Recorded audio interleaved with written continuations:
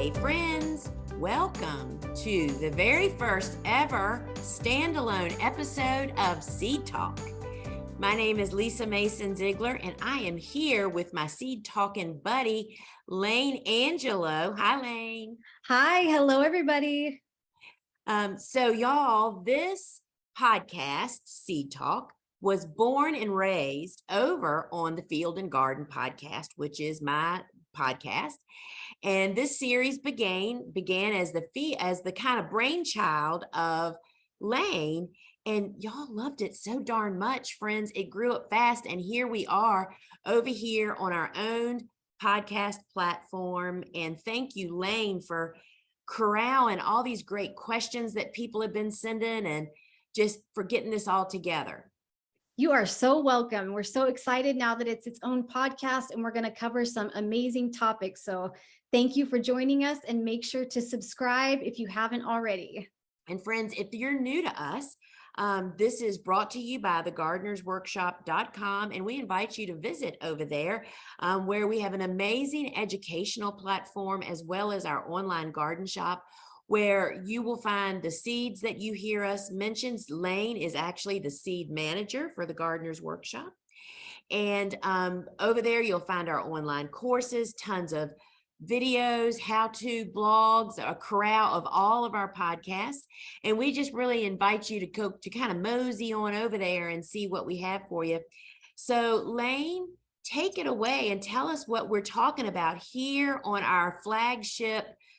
We're shooting our first one today. What is our first standalone Seed Talk title going to be? All right, so we're still in the Cool Flowers series, continuing with that, which is what our past episodes have been about so far. So today we're going to be talking about some questions, frequently asked questions about overwintering and row covers. So we're going to be talking about why you should consider using row covers, and also some situations where you might not want to use row covers, and alternatives if you can't or don't want to use row covers. So we have something for everyone in this episode, and we hope you guys will enjoy it. Great.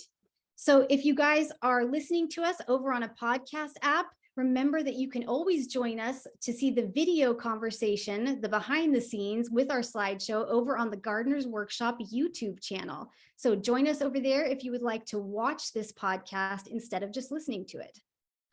So our very first question for today is, what is row cover, and what purpose do row covers serve?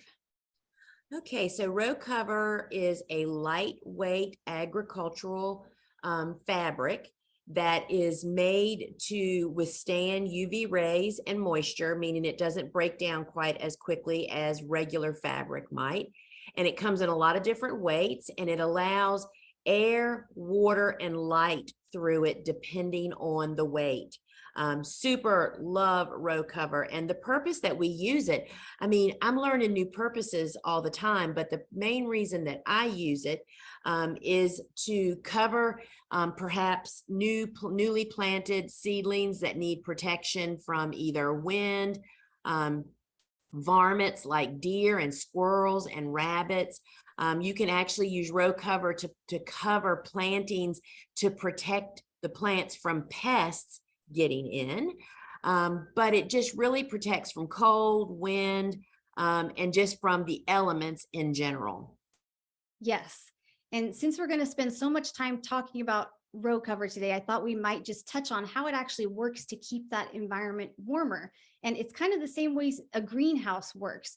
So the way it works is sunlight actually goes through either the walls, the plastic or glass walls of a greenhouse, or the fabric of a row cover.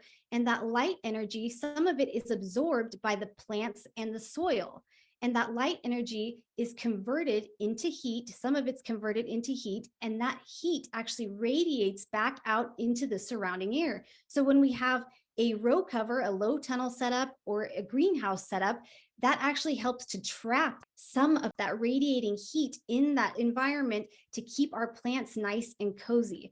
And another thing I wanted to mention is that row cover, we're going to be talking today about lightweight row cover, like Lisa said. So while that does provide some temperature protection, it is still very breathable and typically only offers a few degrees of protection. So one of the biggest benefits is actually the wind protection, which we will touch more on in just a moment. So the next question is, which weight of row cover do you recommend and why? So you just mentioned there are a lot of different weights or grades of row cover available. So which do you recommend and why? Sure. So I prefer to use what is referred to often as floating row cover. And the reason it's called that is because it is the lightest weight row cover that you can get. And it's called Ag 19. And I like the lightweight because it lets in the maximum amount of light and air and rain to penetrate it. About 85% of light gets through it. And if you start getting heavier, you get less and less light. And for us, and it gives about 4 degrees of cold protection. And honestly, we don't really use row cover primarily for cold protection. It's a lot of the other characteristics that it offers that I like to use it for. However, if we're going to get kind of an unusually cold little run of say 4 or 5 nights, they're saying, oh my gosh, it's going to be 11 degrees, and we don't typically go down that low, I'll think, I really might want to provide some extra protection. Instead of me having a heavier weight row cover, all of mine are the one weight, the lightweight. I will just perhaps double that row cover. And that way I can get more use for more different uses over the life of that row cover. Yes. And when we're saying Ag 19, that's the letters AG as in agribon, right. And there are different grades. So the very, very lightest grade is Ag 15, which does not provide much temperature protection. It's mostly used just for insect control, pest protection, but it provides 90% light transmission. On the other end of the spectrum, Ag 70 has more than 8 degrees of temperature protection, but it only has 30% light transmission. So like Lisa said, the trade-off for more temperature protection is that you get much lower light transmission. So the Ag 19, it's up to 4 degrees of temperature protection and 85% light transmission. So it's kind of like the Goldilocks fabric. And like she mentioned, a benefit of using the Ag 19 is you can double it up. So it's almost like if you're traveling and instead of just bringing one heavy coat, you pack in layers. So that way you can adjust to whatever the weather is. It's kind of the same way with your row cover. Because you really can't use the heavier row cover and leave it down all winter because your plants won't get enough light.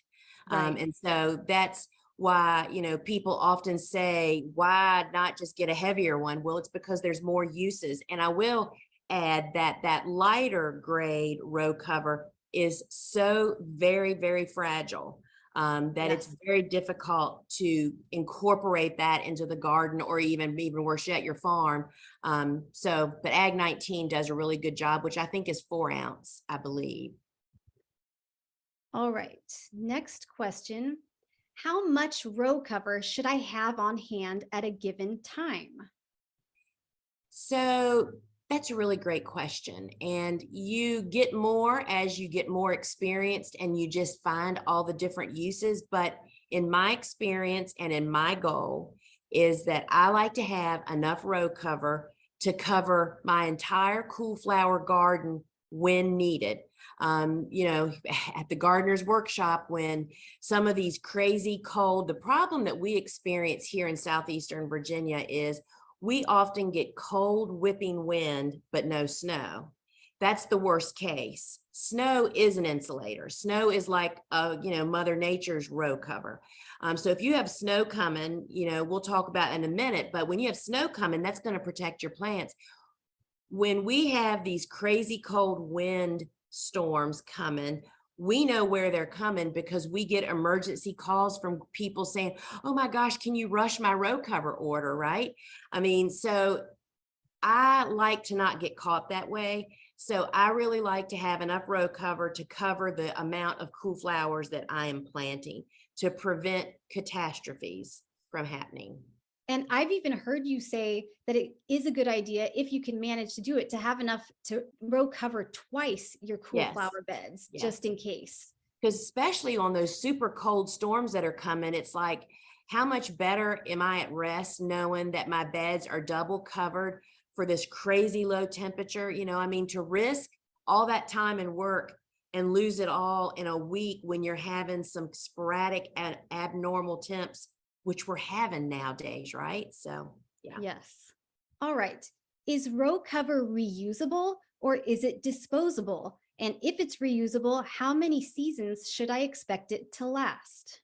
So row cover is intended to be reusable, and how many seasons should it last? That it 100% depends on how you handle it. I can get row cover to last season after season.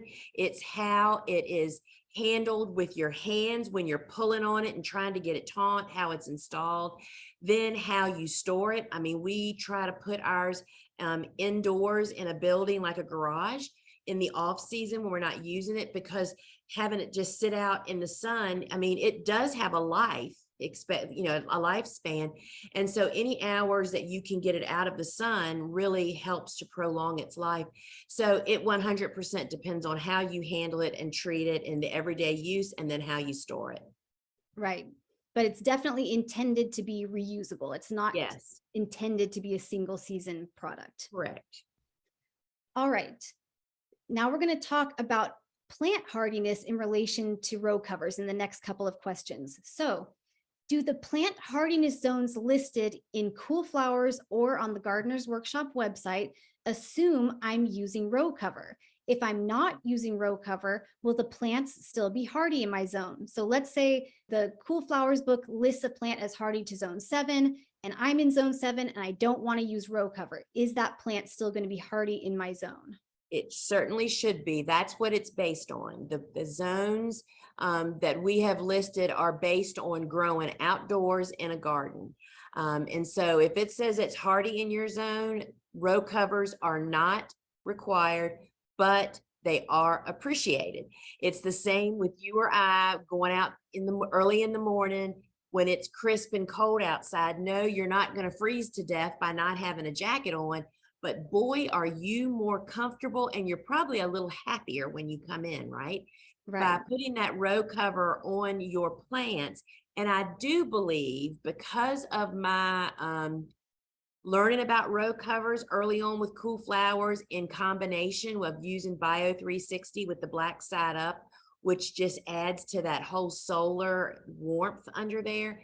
I feel like that's why I had such great success with Cool Flowers. It's not that they'll survive better with the row cover. They just grow a little bit more. They don't get wind whipped. It's just a better environment. It's the difference between being in, let's just say, Palm Beach, Florida, or being in the mid-Atlantic where I am, where it's still kind of cold, I mean, it helps.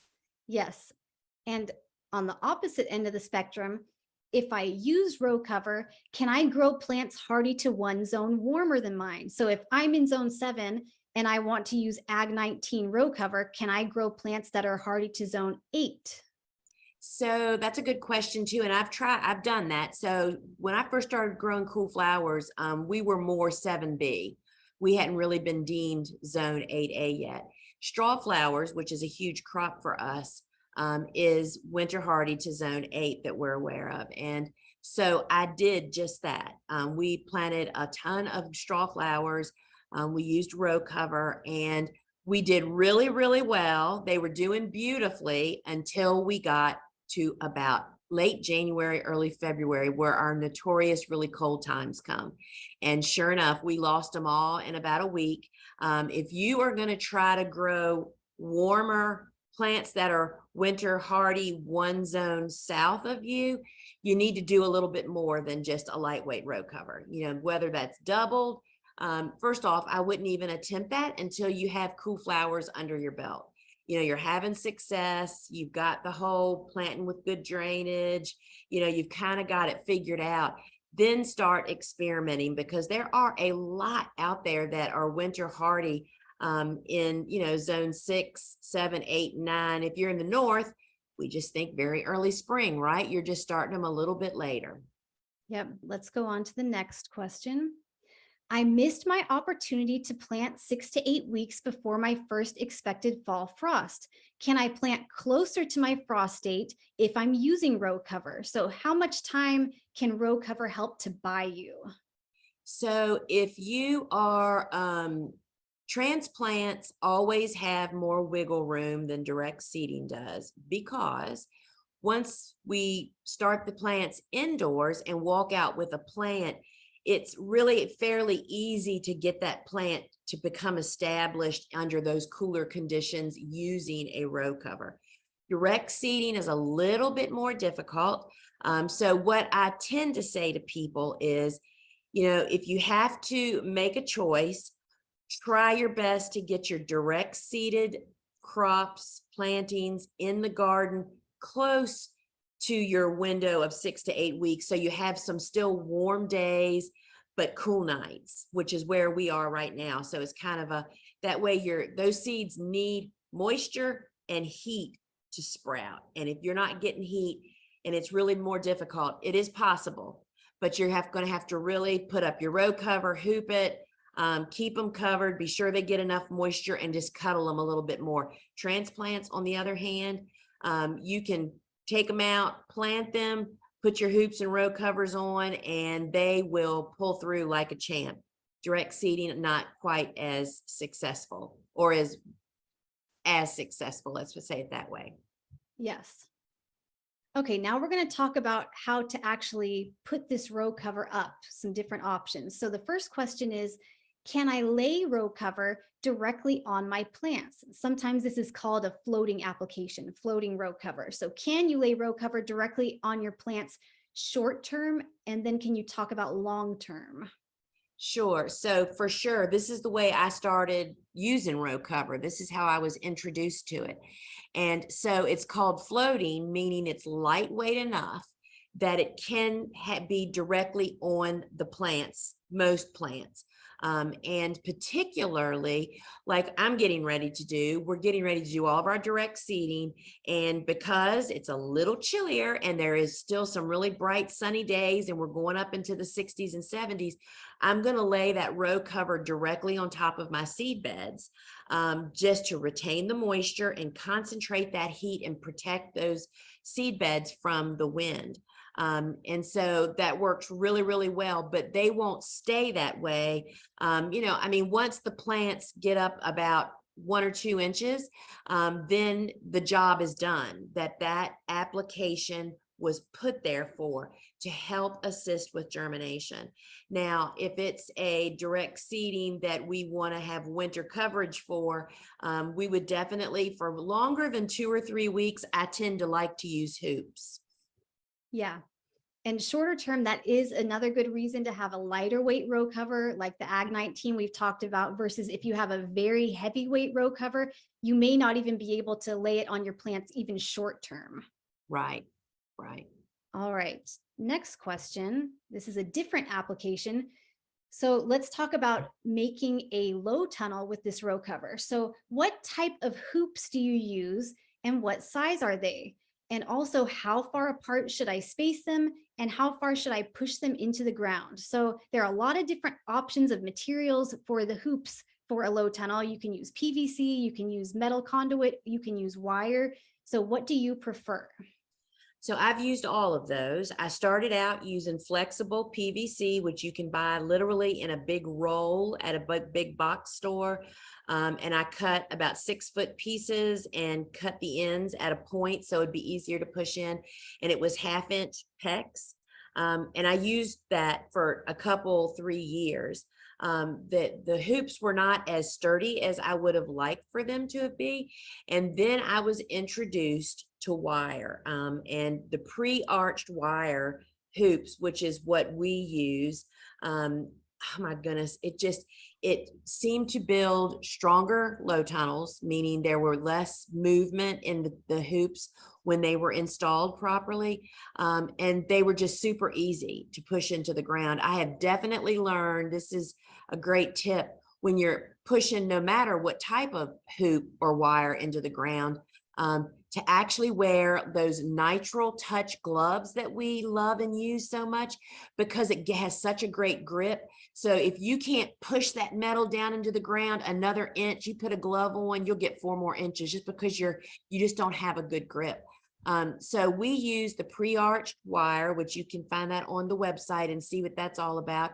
You can also use straight wire, number 9 wire, but that's really a storage kind of getting it. And the pre-arched wire hoops just really fit the bill for us. I literally have enough to do 1.5 acres in hoops, and we tend in general for long-term use to focus on spreading them out about 10 feet apart on the bed.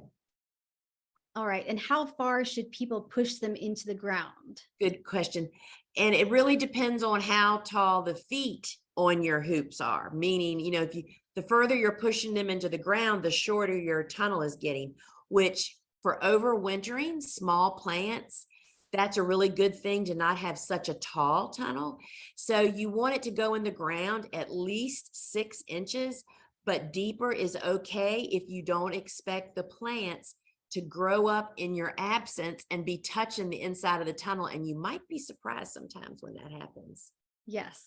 And another thing I like about the wire hoops as a home gardener is it's a lot more compact to store than something like PVC or the metal conduit, because they just can bunch together and you can get a lot of them in a very small space for storage. Yes. And it's a lot easier for people purchasing them to ship them also, just because they're easier to tie together. Right. All right, so we've talked about the type of hoops you prefer. So how do you secure your row cover? And then a follow-up will be, my row cover keeps blowing off. Any tips to help prevent this? So first, let's start with, how do you secure your row cover? There are a lot of options. There are pins, there are pegs, and then there's something else that you actually use. Yes, so been there on all of those that you've just listed. With light, I can't even imagine with heavy weight row cover, but definitely pins and clips on lightweight row cover. The first sign of wind will just rip your cover really, really quickly. And then you have a hole and you're pretty sunk. So I have graduated. When I first started, I did buy the pins once that you push through the side of the row cover, and it has a little pedal on it to hold it down. Oh my goodness. I must have bought like 2,000 of them. And even with one every, 4 or 5 feet, it's still just, especially because I have fairly loose soil, it just did not do the job at all. And so then I graduated to rocks, like 6-inch size rocks. Steve's family lives in the mountains. Every time we would go up there, literally we would drive a truck and bring rocks home. They thought we were crazy, right? And so then I started getting bigger and we just didn't have enough rocks. And then I discovered sandbags. Literally it's the bags that they make sandbags out of. And you can fill them with either soil from your garden, sand if you have it, or gravel, or whatever you can get a pile of. Our goal is that each bag should be 15 pounds, and it doesn't matter what length your bed is.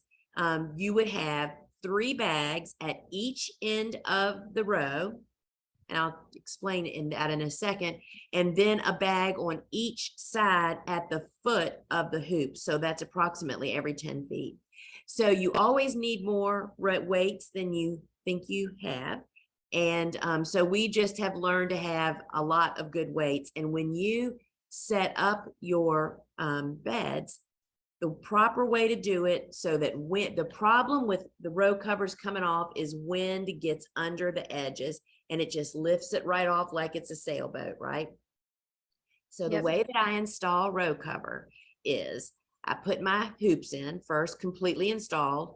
Then I go to one end and flatten out the row cover, pull it fully open. I put one bag in the middle of the hoop at the end and one bag on either side, pulling the row cover out and flat. Then I go all the way to the other end, pull the row cover taut. And if you keep the row cover low to the ground, y'all, I actually prefer to do this alone without help on 120-foot beds in wind. The key is to keep the cover low to the ground when you're walking it to the other end so that you don't catch the wind. And then I get to the other end and I do exactly what we did at the other end. I pull it taut, put one bag in the center, pull it out flat, and put a bag on each end. Then you walk along one full side, putting the bag, and you want to be sure you pull the row cover out. If the bag is sitting on a bunched up bunch of row cover, that's going to quickly come loose. But if you flatten it out so the maximum amount of row cover is having the maximum amount of the sandbag sitting on it, and have one on each foot. And, you know, we have rolling wind here a lot. We have videos of the rolling wind going through here. And when you have enough weights of the proper weight, 15 pounds or more each, we just really don't have a problem. Now, hurricane, sure, it's going to come off, but we sustain serious winds and keep them down. Yeah. And the thing I really like, there's two things that I really like about the anchor bags versus the pins or pegs. The pins or pegs, they're intended to puncture your row cover. That is the method they use to actually secure it to the ground. I don't want to put any holes in my row cover that I don't have to, because I want that row cover to last me as long as possible. And I know that any holes, they're just going to ultimately shorten its lifespan. And the other thing I like is I am the type of person that wants to peek under the row cover during the winter. Yes. And I can tell you from experience that the anchor bags are so much easier to just move off and look under than having to undo a peg or a pin and then again go in and pierce your fabric. So those are two things I like about the anchor bags. You know what else? I didn't even think about it until you said that. The other thing that being a 61-year-old I really love is that if you place, our method is we place the bags on the row cover with the bag sticking straight up. So you don't even have to bend over to pick it up. I mean, because when you're moving like 30 bags per bed, I mean, that's a lot of bags to move. So that's just another, you know, efficiency thing. Yes, that's a really good point. All right. So using the tips that you said, that should help keep your row cover from blowing off. Yes. So do you put row covers up immediately after planting in the fall? And what temperatures prompt you to put your row covers up or take them down? Good question. So no, I do not immediately put them up. Assuming that I plant at the normal cool flower concept time, right? If I'm planting really late, that may be a different story. But as I said earlier, if it is winter hardy in your zone, they do not require row cover. Row cover is just a benefit for them. So it's not required. But again, you have to gauge what your temperatures are and how late you are. And so my temperatures, what I am looking for to put my row cover up, Emily of Fugel's Flowers, and I talk about this a lot because she is one heck of a cool flower grower. And she does not put her row covers up until nighttime temperatures are hitting 25 degrees.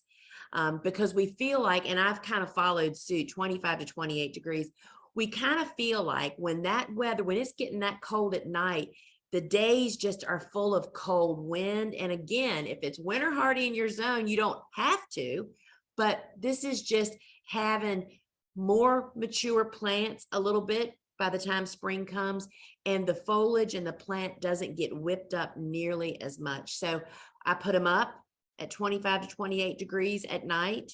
If it's one night of 25 degrees, but tomorrow night it's going back up in the 30s, no, I'm not going to put my covers on. You know, we're trying to look to do the least amount of up and down, up and down. And I definitely bring my covers down. Here in Virginia, we're famous 16 degrees, 20 degrees, 25 degrees at night, and all of a sudden 72-degree day in the middle of January. When temperatures are going above 55 degrees during the day, I just feel the need to take my covers down because I don't want to overheat and push my plants to grow even more than they should be growing in the winter. Yes. So where do you put the row cover when you take it down? So let's just say it's a normal, you're only taking it down, not because of a weather condition, but just temperature wise. where do you put the row cover? I want to make sure people don't think we're talking about completely undoing it, folding it up, Sure. storing it. Sure. So one of the things that you learn through years of taking row cover up and down, we call it britches up, britches down, it means just up and down, up and down. So the method of our madness here, when we say we're taking the covers down because of temperatures rising, that just means that we're moving the weight bags off of one long side of the row and then just pushing the row cover up over the hoops and down on the other side. We do not, on the side that the row cover is pushed over onto, we do not then go around and pick up those weight bags to hold that cover down. We leave it so that it can be very easily pulled back up from the other side. And this doesn't sound like much until you have 3,600-foot beds to do. And then so every little step that you eliminate, and it kind of makes me crazy when people do, like, they think they're helping by keeping the row cover secure, but it's like, no, it's really fine. Just push it off. And that's the end of that job. So yeah. So they're laying right there in the garden in the pathway. Perfect. Okay, now we're going to talk about a couple of different weather conditions that might affect your row cover setup. So we will talk about snow in a minute. So don't think of snow for now. If we're expecting a heavy rainstorm or very windy conditions, should we leave our row covers up or take them down? So that's a really great question. It would really depend upon the maturity of what's underneath of it. If, a heavy rainstorm is coming, and you're thinking that these low tunnels are not built to take any kind of load of snow or ice or anything like that, and saturating the row covers also make the row cover wet. I tend, in a heavy rainstorm that's going to have wind, to leave my covers up, because first off, the wind is going to flap the row cover. They're going to have to be kind of taunted and reinstalled once all the weather has passed. But I do believe the row cover provides some wind protection, and that wind's going to dry out your row cover. So I don't have a problem leaving row covers up during heavy rainstorms and especially windy conditions.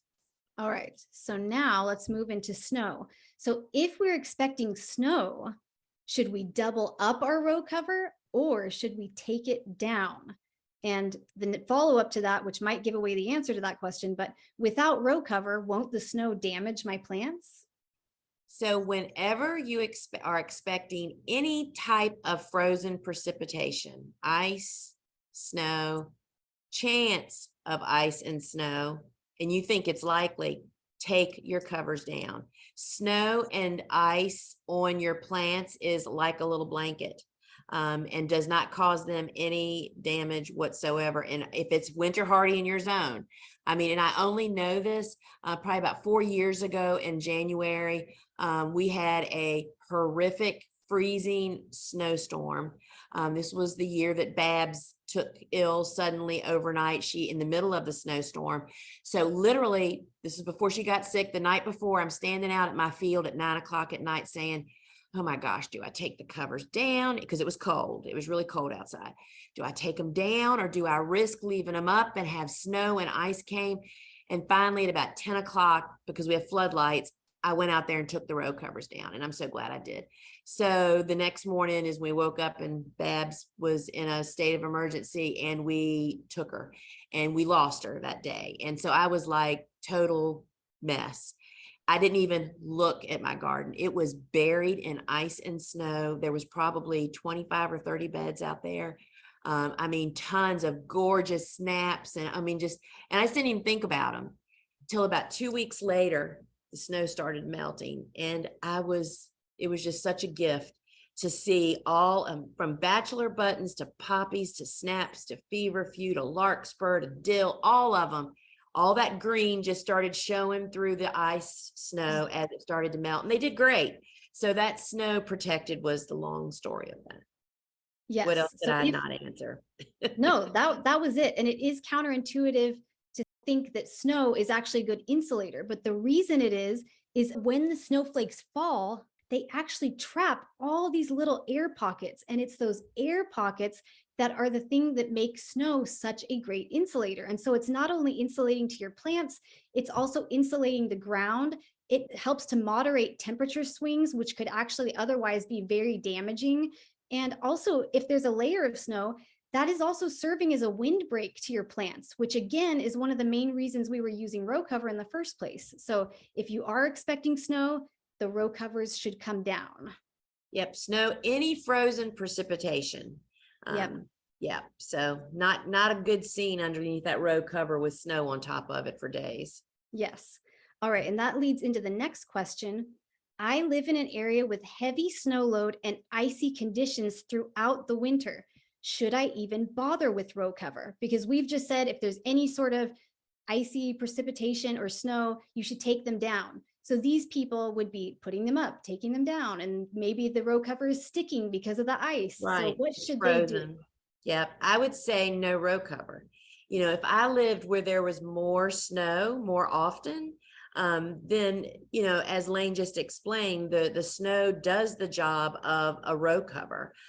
So I would say that, because what happens is once a row cover gets wet and then it freezes, you can't do anything. You can't take it up or put it down. So I would say for those people with, you know, a lot of snow and ice and, you know, it's probably best to not use a row cover. And again, you just have to really judge. It may be that you use row cover for the first 2 months when it's cold and windy, but you have no snow yet. But then once your snow comes, you're covered for the winter, you know? Yes, I agree. You need to experiment with your conditions. And sometimes it's best just to not fight nature and see what can actually make it in your garden or on your farm without that protection. Right. Okay, this is a question geared towards home gardeners. So I'm a home gardener and cannot use row covers. What should I use to provide protection over the winter? So sometimes a row cover, it just doesn't fit well into a home gardener's landscape, or sometimes HOAs have regulations where maybe you can't use a row cover. So what are some alternatives for people wanting to protect their plants over the winter? You know, the old-fashioned method of using a cloche, but the thing that is so great about row cover is that it breathes and it lets light and air and water in. Almost all other items that you might be able to use, like a cloche, which is a glass globe that you just set down over your plant. I mean, it's like foolproof, right? As long as a limb doesn't fall on it and break it. But you can also toast your seedling in a nanosecond once the sun comes up and it's not vented. So I really don't have, what do you think? I don't have an answer for that. So I had a few things that I wanted to bring up. Number one, you can easily cut row cover. So if the reason you're saying you can't use it is because it doesn't fit your space, you can cut it. So that's one comment. Another comment is if you're planting in pockets in your landscape, I've talked before about that's typically how I'm planting flowers. It's not in this giant open space like Lisa has her beds on the farm. So sometimes you'll have perennials, the dead foliage that you might leave up over the winter, or you have other woody shrubs. Those things can actually help to provide a windbreak and a bit of a microclimate that helps serve the same purpose that a row cover might have served anyways. So it may not be necessary if there's some protection around the plants. I also wanted to bring up the cloches, like Lisa mentioned, and cloches are sometimes called bell jars. Cloche actually means bell in French, so it's all the same thing. And if you ever visit Colonial Williamsburg, because my husband and I are here in Williamsburg, in the cooler seasons, you might see them using these glass plant cloches over some of their plants in the vegetable gardens.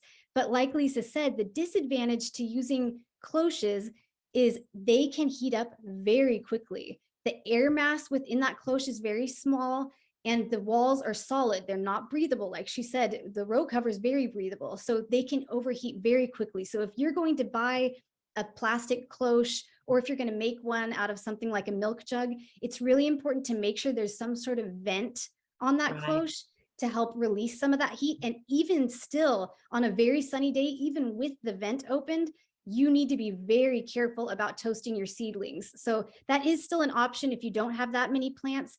But another comment with that to be careful of is if you're going to be using these bell jars or cloches, you might need to know which ones you're going to be using before you even plant. Because if you put your plants at 6-inch spacing, say, and then you have a cloche that has a 10-inch diameter base, that's not going to work out very well when you go to try to put it over each of the plants. So that's something else to consider. I've also seen little pop-up covers, which don't require hoops. They just kind of pop up and cover just a few square feet. Those are something you could try, but ultimately it's kind of the same answer as the snow question we just discussed. If it's a place where you can't use row cover or don't want to use it, sometimes it's best to just see what can make it in your Right. conditions without the added protection. Because, and you make a good point thinking about, plants that are in the area that, there might be vegetation. A lot of times, if you are planting up near your home, there really is microclimates also, Right. right? I mean, it's Right. warmer, it's more protection. So that may be something that you need. But yeah, we had a customer 3 years ago, and they told us on an open farm how they cut their row cover into 5-foot squares because it needs Yeah. to be loose, right? I Yeah. mean, you're not looking for exactly the right size, and said that was a really good size for them, and that it didn't really cause. And they lived in a very policing HOA situation. Yes. And it was kind of so small, and they kind of did a good job of just not making it so obvious, and it worked out really well. So I think row cover is the best option because, again, even like those little pop-up things that you mentioned, it's anchoring these things to Right. keep them in place during the bad weather that you're trying to protect them from. That's the problem. And the weight bags on the row covers have just panned out to be whenever I have tried to move away from what seemed like maybe a hard idea or the row cover, it is far more work with less good results. Yes. And that also brings up a point. If you are using a plastic plant cloche, sometimes you can find the type that have little holes that you can actually anchor them into the ground, because those things will be blowing around all winter if you have a very lightweight plant cloche that is not anchored to the ground. Next question. All right, this is actually the last question. So when is it safe to remove the row covers for good in spring? Oh, that's the happiest day of the year, isn't it? I Yes. am, because I'm a bit of a tidy nut, I just love the day that the row covers come down. We do not remove them out of the garden yet, though. I wait even a little while longer. So when we take the row covers down, again, I look at the 2-week forecast. And if it's not going down below, 30, because the plants are usually a little bit bigger now. Some of them, like the early, like poppies and bachelor buttons, most of them are just starting to climb and budding up. So we take the covers down once growth starts is a really great way. If you're looking at your plants and you're seeing them start to grow and some little shoots coming up, it's probably okay to remove it, but we don't remove them from the garden. We just take them down so that if a cold snap does come, we can very easily pop them back up. And after in the last 5 years, twice, we have had low 20s after our last frost date had passed, which took our peony buds, which I couldn't have saved my peony buds because they're very tall at that point. But we leave our row covers down in the garden before we take them up until probably almost our frost date, just as, again, it's back up. It's like after all that time and work and effort to lose something. And I don't think a cold snap is not going to kill your cool flowers at that point, right? But if they're starting to grow, it could hurt tender tips if they're really, getting on in their maturity size. So I take them down when growth starts, which for us here is usually about 4 to 6 weeks before my last frost. We start doing a little hand weeding and messing around in the garden and doing that kind of stuff. But we don't take the covers up yet. Yes. Leave them in the garden as an insurance policy. So that was our last question. So thank you everybody for joining us. We're so excited about this new Seed Talk podcast. Again, make sure to find us in your podcast app and hit subscribe. And also over on YouTube, if you're watching, make sure to give it a like and a comment if you enjoyed this video. And we'll be publishing new episodes every other Thursday. So you'll see us not next week, but the week after that. So folks, this podcast is brought to you by thegardenersworkshop.com, where if you find that you need tools, seeds, supplies, or maybe my book, or even an online course to help you out, we appreciate you considering us when that time comes for you. And you can subscribe to our newsletter over at thegardenersworkshop.com, which will keep you in the loop. And so Lisa and Layne are signing off on our very first standalone Seed Talk podcast. Good idea, Layne. Thank you. Thank you, everybody. Ciao. Bye.